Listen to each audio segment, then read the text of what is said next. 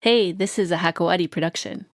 My guest today is the host of the Damiri podcast, a show where he interviews a bunch of people, including activists, feminists, journalists. He's also a documentary filmmaker and a producer. He's originally Libyan, but now he's based in the UK, and the reason we have him here today is to talk about the podcasting industry, where it's going, what it's all about, and how you can develop your own podcast. Please welcome Tarek El-Mary.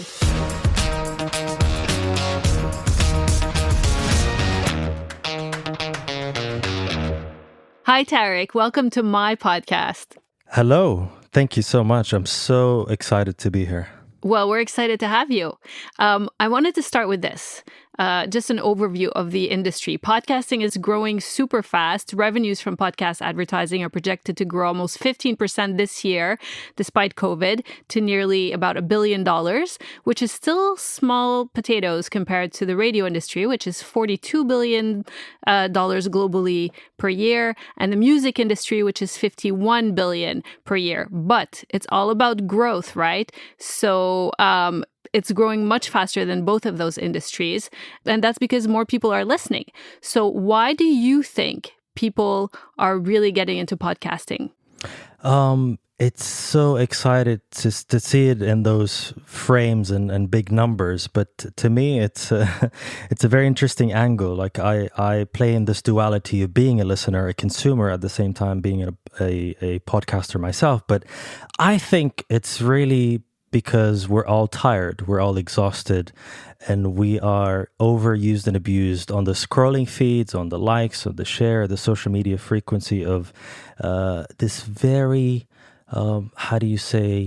uninteresting consumption of information, almost recyclable and has no depth. So I think we generally are seeking something much more meaningful, and podcasts does deliver on that. The length, obviously, having that freedom of exchanging on ideas for anywhere from half hours to hour lengths is something that is a luxury when it comes to social media frequency and the visual element of things when it comes to news and information.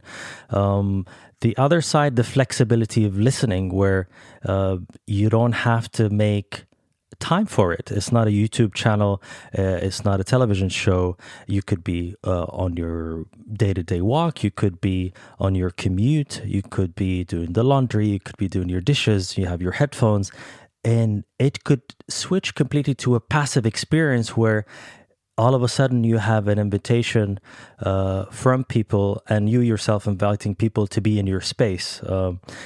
One of my experiences of the media, I'm recently trying to collect information for my listeners, and she basically shuts the door to her office.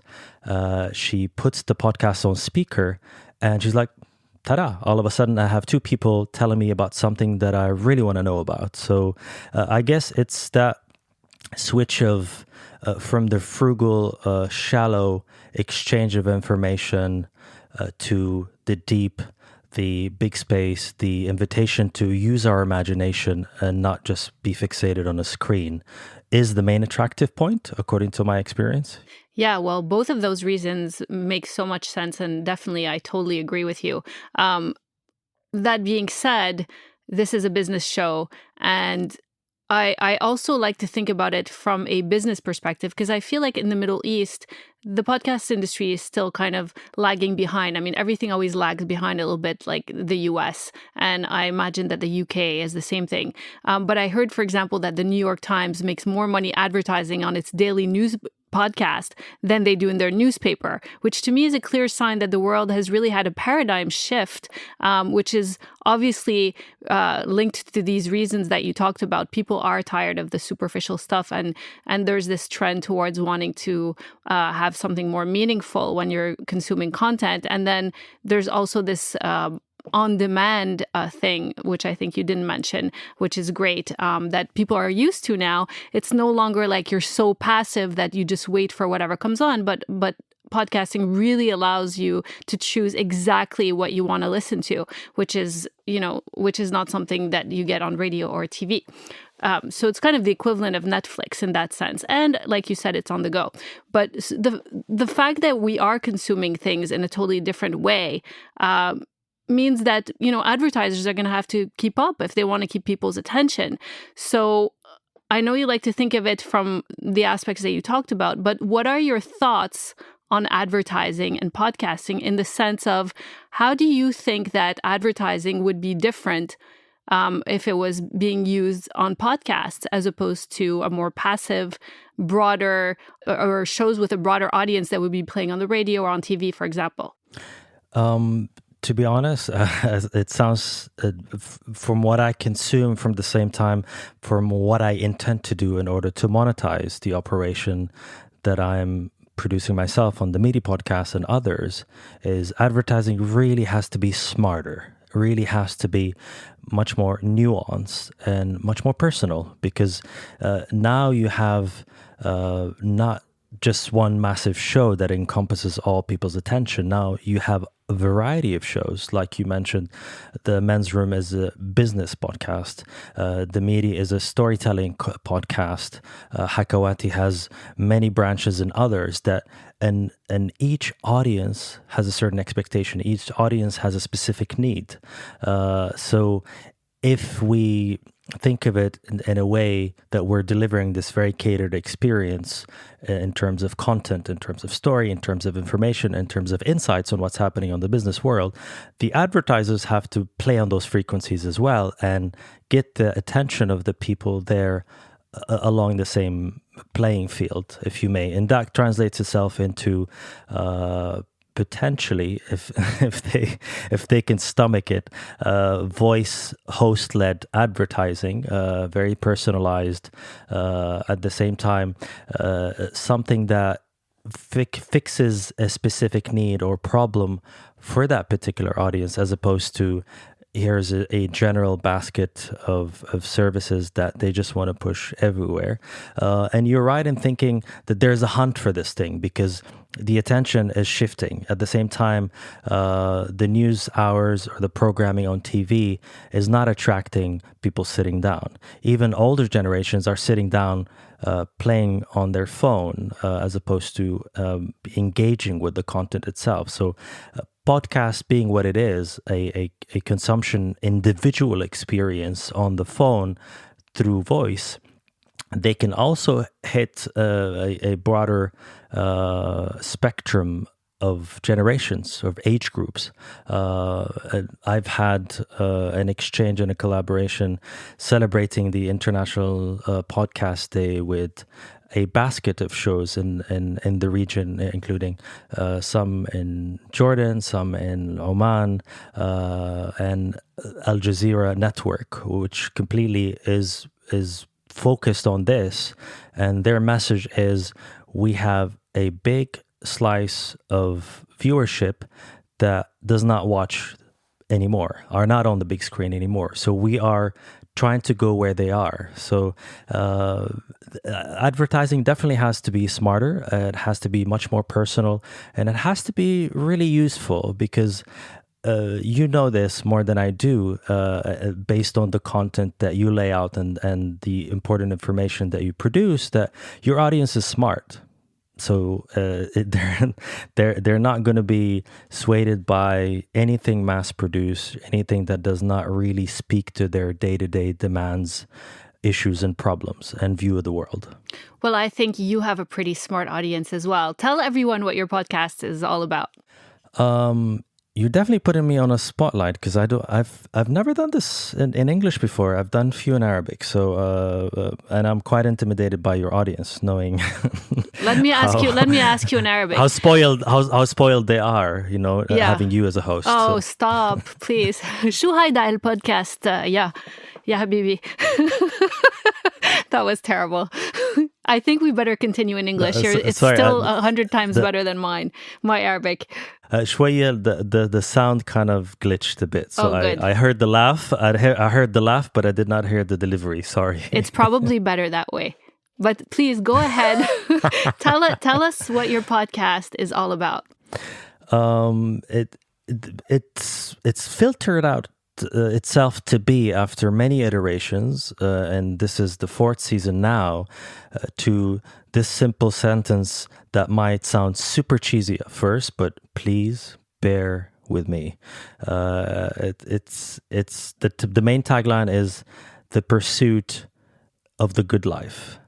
And the good life is between quotations. So it's basically investigating what entails a good life in the modern day we live in on many frequencies, business frequency, mental health, journeys, conflicts on a regional scale, personal scales, and that filtered itself to be an exchange between myself, who's a host, interviewer / documentarian filmmaker, with people with a variety of experiences in the field of work, in the field of broadcast, and I take them on a journey to tell their stories, share their conflicts and trials and issues of life, anywhere between issues with family, again, stressing on the mental health, suicide and recovery, PTSD, which is a major issue in the region, in Libya specifically, where I come from, leading to successful ways to dealing and coping with these things practically, and complemented with presenting a new idea, a new philosophy, a new tried way of life, way of thinking to the audience, to be able to take this and have conversations with their friends, take this and use it into their day-to-day. I had an entrepreneur who's developed a chewing gum that is super Instagrammable, amazing looking, vegan, environmentally friendly, basically fixes this very garbage-like chewing gum that we all consume, whether it's the Wrigley's or the obvious ones, into this very slick-looking something that you put in your purse or you go out on a day out. Her story, aside from that, being a new mom, dealing with being bicultural, bilingual, has been so inspiring to so many people to actually quit their jobs and start their entrepreneurial mission. Obviously by inspiration, not so much by design, but yeah, there is so much that goes on after consuming each story and each episode. And it's been really an amazing journey for me personally to be able to live in the moment. Because for those 2 hours and a half, sometimes more sessions of interviews, I am so in the moment, listening and entertained and inspired by the very generous personalities and characters that I get to meet week in and week out. Obviously, you're super passionate about what you do, and it seems like a worthy endeavor that you're doing with a broader mission. And I was reading an article about the main reason that people fail with their podcasts, because, everyone wants to podcast now, right? Especially like in the US, like if anyone who's anyone has a podcast, and it's kind of catching on here. I feel like I see it more and more. People seem a bit confused, though, as to what's the purpose and stuff. But what I read is that the main reason they fail when they start it is that a lot of people started podcasts doing it for what they think that people want to hear or what's missing in the market. But that really what people should do if they want to have a successful podcast is to do something that they really believe in, that are passionate about. And that seems that's what you're doing. But what is your mission? What's your purpose with your podcast, ultimately? It's kind of interesting, that point, that continuity factor. It is so hard to to start this thing, to maintain this thing, and to find enough momentum to actually see the point. So yes, there's so many bits of information and insight on this that tells you, if you're lucky and you happen to actually succeed beyond episode number 7, then you have a fighting chance to have a podcast that actually would exist beyond and actually have some fruitful results for you and the audience that you intend to have. The other side is podcasts are kind of different animals and have different purposes. Like I obviously I'm in the zone, and as you said, I'm so inspired and so excited about this. So every now and again, I don't know if this happens to you or not, like sometimes you're in coffee shops, especially now during COVID, everyone is masked up and everyone is stressed out, but you kind of crave human interaction. So a couple of weeks ago, I was eavesdropping on a conversation, and it happens to be these two PR execs and a person in the media industry, and they're all trying to understand this podcast thing. And part of their research, and I'm sure your audience is going to take a different view on me. The spying and eavesdropping is not one of my hobbies, but they just happen to drop the word podcast. So, and their insight, they say, as long as you know who your audience is, and as long as you get the attention of the audience, that be 100 people, that be 2,000 people, that be 50, then that's it. You're done. It might be the experience that you're looking to create or the value that you're looking to output into the world has reached its goal. It does not have to be for everyone. It does not have to reach everyone, to be cross-sectional or multi-countries or regions. It might just be, those 100 execs that work in fashion, or it could be for example, I produce this podcast called Libya Matters, who their main focus is to reach embassies, decision makers, geopolitical figures that have insight and have control in decision making on UN level, and they happen to have 500 downloads a week, and that's way more than the people that they intend to talk to. When it comes to mine, the mission, as mentioned, is this constant pursuit and understanding of what this life we live in entails and how to deal with the day-to-day struggles and how to be inspired by others is sort of the main layer on the outside of it. But it is really how do you say, it's satisfying a thirst that I have for stories. And to be honest with you, it is literally the very few moments during the week where I am in the moment. And as many people told me after having the sessions and after having interviewed and being on episodes with me, the main sort of reaction is like, oh, this has been a therapy. I've never felt like this before. I never told my story this way before. I've never thought about my life in this way. I am the main beneficiary of this actual therapy because it helps me reflect, and it helps me to disconnect, and it helps me not to think of tomorrow or the planning of the next meeting or what happened before. So it is actually my therapy, and I much rather do that than go to a therapist every week. So it is hitting that mental health frequency for me personally. But what I like it to be is to be this ever-going place where stories from our region are told through our voices and our experiences, and it gives a chance to people in countries like Libya, where I come from, to be seen as normal and not to be seen completely differently or be thought of only when there's a conflict and only when there's breaking news. And aside from that, it's all the goodness of sharing information directly, speaking in a very human, humble way that attracts this friendliness, of people feeling that they are part of the conversation and they can listen to conflicting opinions without judgment, without over politicized conversations that happen on social media or Twitter and so on. But the main structure of it and the main reason it goes is I'm not putting too many restrictions on it. On the financial side, there are advertisers lined up. There are hosted episodes, which are from CEOs and heads of institutions/companies that fit the profile of a Demiri guest and fit the cause of pursuing the good life and sharing information with people to be inspired to have better ways of thinking, better ways of living. So the business side, it is quite growing and much faster than I've anticipated.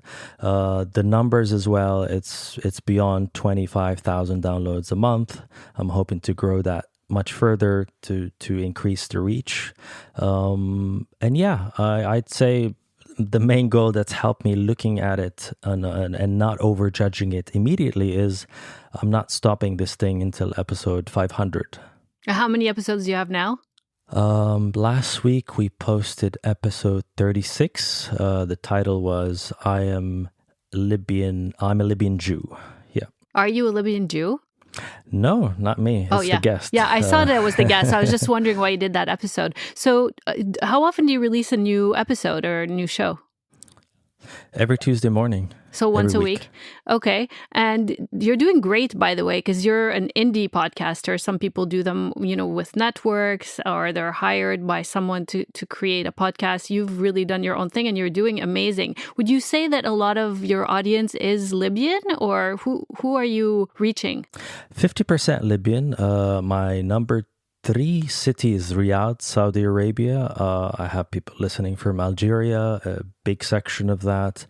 It is expanding, but I'm sure you notice that every person you bring, they bring along some of their following and people who are curious around them, and that grows in different in sort of frequencies. Like this last episode, I've got so much interest from Jordan, for example, on speaking about this Arab Jewish identity of Jews that lived and belonged to the Arab world, that were pushed away from it, that wanting to understand their journey. And that seems to invite a much bigger audience than the Libyan audience. So initially it was 100% focused Libyan, and then it opened up a bit, it opened up some more.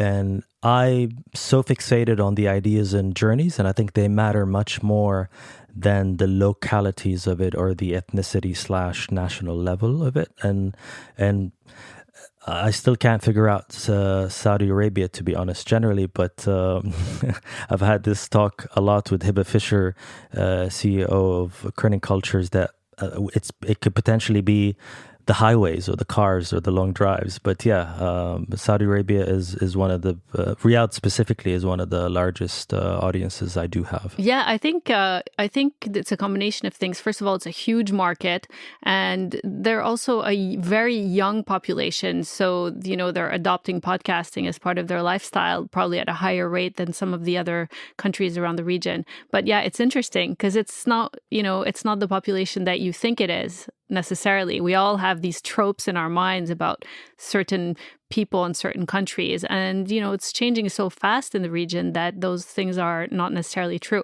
But do you ever have like imposter syndrome? Like, why me? Who am I to have a show and talk to 25,000 people a week to put stuff into their heads? Is that just me? No, I feel like I want to book a therapy session with you, because I'm feeling that all the time. I want to like resolve this issue through. But to be honest, it was the biggest barrier, and I think everyone goes through this. And I think a lot of people listening will probably think, oh, he probably has this documentary sense, or he's probably lived through difficult, challenging stories. I'm like, so is everyone I talk to. So is everyone I meet. So is everyone around us. I just happen to be, I have just happened to capitalize on a moment where I'm feeling, you know what? I'm going to do this for 6 episodes. I'm going to record them. I'm not going to publish them, and I'm going to see what happens. And that commitment on its own filtered through, okay, I'm just going to do a season and see what happens. And then let's go 2 and so on. So it kind of goes away in the background and it comes back.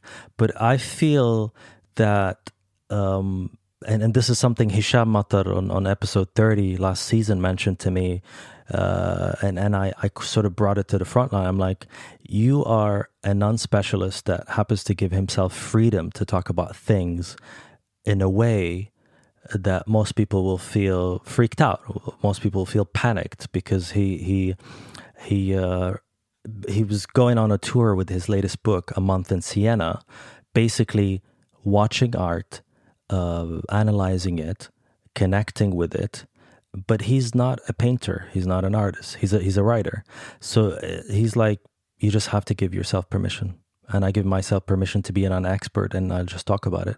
And that kind of really enlightened me to think, you know what? I'm just going to roll with this, because if I don't do it, then who is going to? And one of the main drivers of this particular podcast that I've created is it comes from this sense of frustration that there isn't any conversation that is similar to the one I want to hear, the one I want to consume. Therefore, I took on the responsibility to create it myself. Yeah.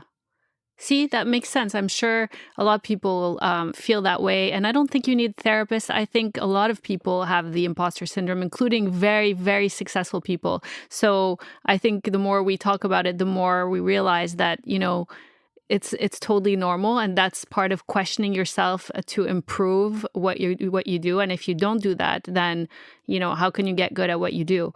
I think. Also, I think we all have a tendency of not like patting ourselves on the back when something is good. So I think it's nice to remind each other, especially us, like in this business, to do that sometimes, or to those of us who are kind of putting ourselves out there, I guess, is what I'm trying to say. But I'm actually surprised that you didn't ask me even one question, Tarek. So I'm going to go ahead and let you ask me one question before I let you go. Just because, I want to see what you're going to ask me. It's really interesting. And this also comes from my not necessarily imposter syndrome. This is me reacting to a lot of comments I get. I did this collaboration episode with Mustadfir, a Saudi podcasters that have been around for 5 years. There's amazing people. They're co-hosts, and they're like, "Oh, we found out nothing about Tarek because he doesn't answer anything." So I'm sitting here thinking, don't ask questions, don't ask her anything, just answer the questions. So I'm sort of reacting to that. But I'm going to ask you this, and I hope it's not written somewhere. Why is it the men's room, knowing that you have a variety of guests that not necessarily male, and it's not really super manly one way or another? Is it coming from a specific angle? Are you educating men to look differently, to understand the world as it is today? Are you mansplaining to men? Ooh, that's deep. I said you could ask me a question. I didn't promise I was going to answer, but I'm going to try and answer it. I like your last thing. It's pretty simple, actually. It's the idea is that the men's room, or the realm of men, is where a lot of the things in the world happen. And so to be a woman in that realm who can be part of that world in this way, and to kind of infiltrate that world, that was kind of the idea behind it. And second to that, I feel like we're entering an age where gender is becoming less relevant, even though it seems like it's becoming more relevant. And so that's kind of my way of commenting on that, by piquing people's curiosity with something that's kind of provocative. When I first started the show, people were like, "Oh, why is she only, interviewing men?" Well, that's not the point. And sometimes I think you just have to challenge people a little bit, or irritate them, in order to get their attention. So that was the idea. And, and also I've been known to often enter the wrong bathroom in public places, which kind of sparked the idea. I love that, and I think it's the most creative way to push a conversation and start a new conversation. And I've been inspired by you, and I've been really enjoying how sharp, focused, straight to the point, a lot of juicy, amazing nuggets of information and experiences that you offer. And I love the suit. I wish I can find out where you got it from. I'd love to look good as you look in a suit like that. That's so sweet. You'll have to come to Beirut. It's actually a tailor whose family business started in Beirut. So let me know when you're in town. I'll hook you up with a suit. No, I'd love to. I'd love to have coffee and see Beirut through your eyes. I've been there a few times, and I miss it. It holds a special connection to my heart, and I hope that I get to visit it and catch up with it. It's been a while, and I know Beirut went through a lot recently, and I hope things are better. Yeah, we all hope for that. Anything you're working on that you want to share with us, talk about before we go? Great question. You caught me on the spot because now everything is almost seamless. It's like this weekly dance that happens very regularly. This season carries on. We're halfway through. There is 6 to 7 more episodes. It's ending in December. It's much more versatile, a lot open. It's not Libya-centric. One of the coolest episodes, if your audience is well aware of the UK scene, was Hassan Akkad, which was episode number 31. He's a Syrian filmmaker, refugee activist. He's the guy that made essentially UK government do U-turns, which has changed their minds about few rules and regulations and laws. He is very inspiring, very heartwarming, an amazing storyteller, photographer and filmmaker, a BAFTA-winning filmmaker. So that's a worthwhile episode. Also, one thing to note is my episodes and my podcast in general is bilingual. So it's Arabic and English, sometimes more focused one way or the other. So there is there's a lot of variety, and maybe one episode is more than enough for what are your audiences, because there's so many every month. Sounds super interesting. Best of luck with all of your projects, your podcast, your films that hopefully you'll be working on in the future. And it was great talking to you. Thank you so much. It's been an amazing, real pleasure. I'd like to take a little moment to thank Hakawati and the team for welcoming me so much from the very first moment I started publishing.